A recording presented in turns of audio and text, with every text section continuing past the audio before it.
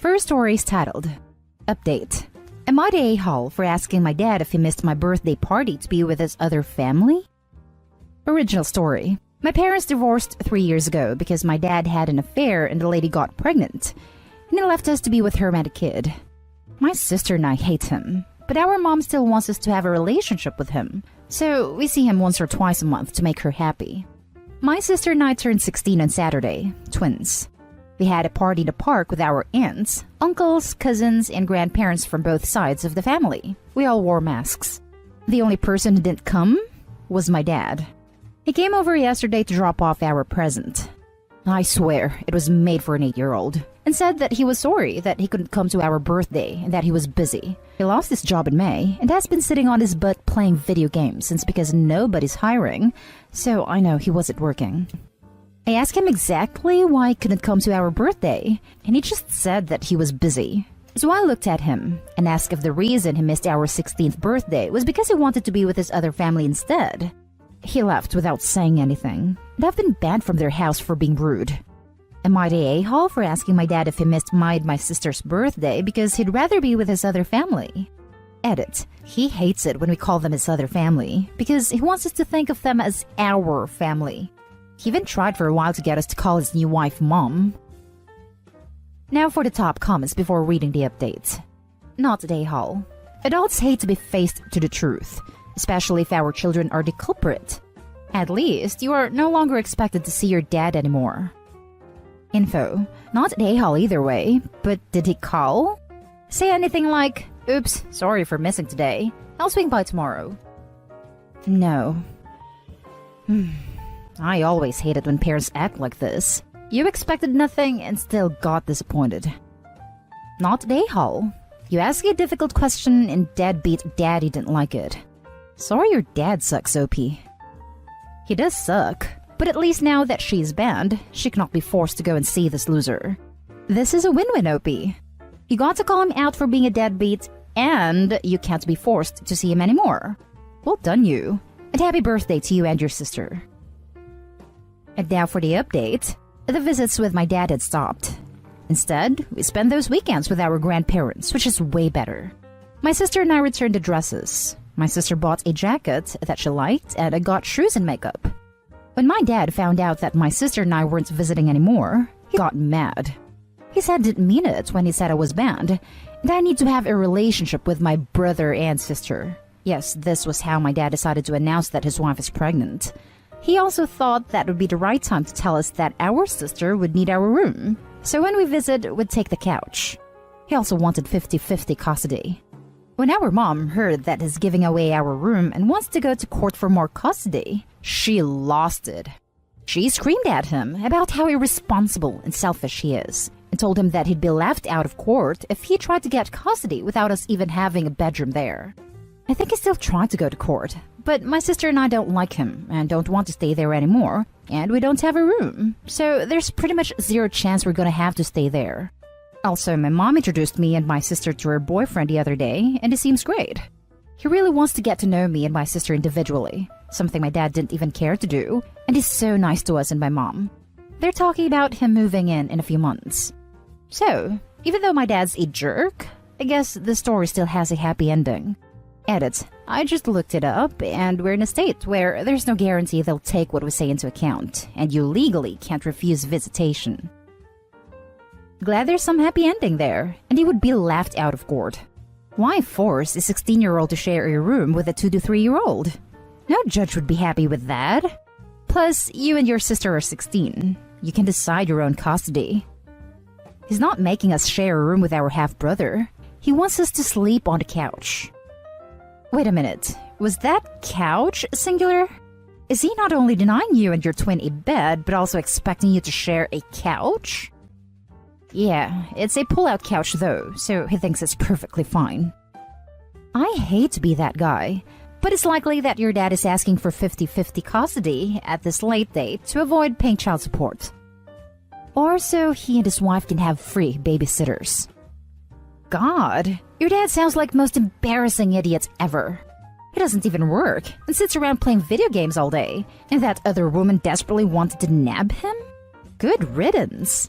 I'm so glad things works out for the better for you guys and your mom. Right. Imagine how pissed off she must be. Congrats, you stole your man. Have a potato that does nothing but consume resources and impregnates you. Oh, and have fun spending part of your paycheck on his child support. Mwah. Now for the next story. Am I the a-hole for shaming my family for not supporting me enough during my cancer treatment? I think I'm in the right on this, but I've also been told I'm an abrasive a-hole, so maybe I should have handled this differently. I'm 25 female and have cancer. I'm not going to die. We got it early enough to know that I will survive this. Chemo sucks. I'm already sick of the G.I. Jane / Natalie Portman / Imperator Furiosa jokes after I shaved my head, but at least I can now smoke pot in a state that bans recreational marijuana use. The other night, I got phone calls from my sister and my cousin letting me know that our aunt, who is the most overzealous, narcissistic, self-absorbed woman we know, was planning on having the whole family show their support for my cancer diagnosis by getting everyone to shave their heads. Personally, I always thought this stunt was really stupid, and my sister and cousin are against this for a number of reasons. My sister is a flight attendant and just got off furlough, so she doesn't want to jeopardize her job by showing up to work with a shaved head when her airline has a very strict dress code. My cousin is 14, has waist-length red hair that makes her look like a ginger Rapunzel, and is already dealing with self-esteem issues. Her hair is the only thing she likes about herself, so shaving it off would destroy her mentally. They tried to talk my aunt out of it, but she wasn't budging. We think my aunt is doing this to get clout on social media, maybe even get an article in People. I don't know. Like I said, she will make anything about her. So without naming names, I made this post on Facebook letting everyone in our family know that the jig is up. The gist was that I don't want to see anyone shaving their heads in the name of supporting me just because I have cancer, especially when some of them were the ones behind the G.I. Jane jokes. Instead of doing something that would make them feel good about themselves, why not do something to make me feel good? Like, oh, I don't know, driving me to my appointments now and then, or helping around the apartment or cooking when I don't feel like Hot Pockets again. Just something to make my routine a little easier while I deal with the chemo side effects. Hell, even a lemonade stand will do because this is America and our healthcare system is a joke. This backfired. And now many of my relatives, spearheaded by my aunt, are putting me on blast by calling me ungrateful. I should be happy to see that I have my whole family supporting me in my battle, barf, by doing this selfless act. They even went as far as to say that I was acting like a brat by saying they don't help out enough, and what I'm asking for is too much. Even though they have done diddly squat since I got my diagnosis. So now my family, except my sister and cousin, think I am an entitled jerk who is using her cancer diagnosis to get more out of them. And maybe I am the a-hole for how I handled this. I need a second opinion. Now for the top comments. Not an a-hole. You are the one with cancer. You are the one who needs the extra help. And guess what? Forcing a 14-year-old girl to shave her head is gonna do what? Having your poor sister who just got her job back put that in jeopardy is going to do what exactly? Play the cancer card. I have cancer. Bug off. I know, right? I'm not a fan of our extended family, but I love my sister and cousin. I would be furious if their lives got screwed because of me. My sister's career is everything to her, and our cousin is just the sweetest little cinnabon. I am quite protective of her. Dear family, it has come to my attention that some of you think I'm attempting to use the cancer card to guilt you into supporting me through my treatment. Nothing could be further from the truth. Help or don't help. I care very little at this point. What I do care about is that a couple of my relatives are being pressured into shaving their heads against their will by a certain someone, risking their careers as well as their self-esteem.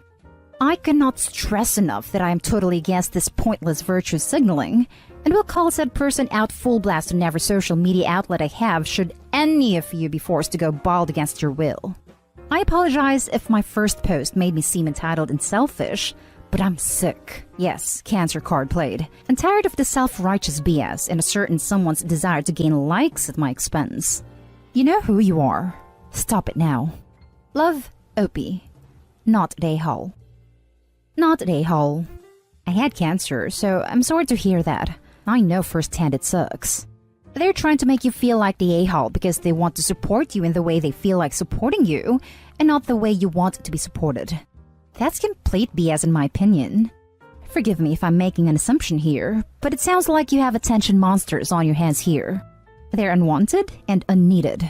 It sounds like your aunt especially wants to talk about this when asked, so people can say, "Oh, how nice of you to join her," so she can look good. It's crap and you really don't need it on top of this. Not Day Hall. This support is what people who don't want to provide actual help do. To save face and gain social points, just like you pointed out. Your aunt can bug right off. Take my word for it. I'm just about to go no contact on this branch of the family. I'll make my own family with my sister and cousin.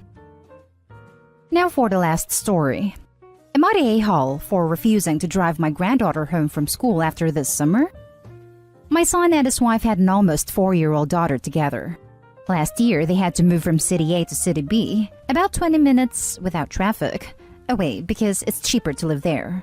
My son still works in City A, and therefore they chose to keep their daughter at her daycare because he had to come here anyway for work every morning. I also live in City A and work there. I get done with work around 3. The issue is my daughter-in-law doesn't drive. My son does, but he doesn't get done with work until 7 and the daycare closes at 5:30.